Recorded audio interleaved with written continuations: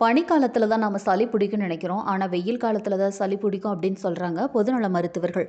ஆமாங்க, வெப்பம் அதிகமா இருக்கும்போது நம்ம வந்து ஐஸ் வாட்டர் தான் விரும்பி குடிப்போம். ஆனா, அது வந்து நம்ம தேவையான அளவு குடிக்க மாட்டோம்.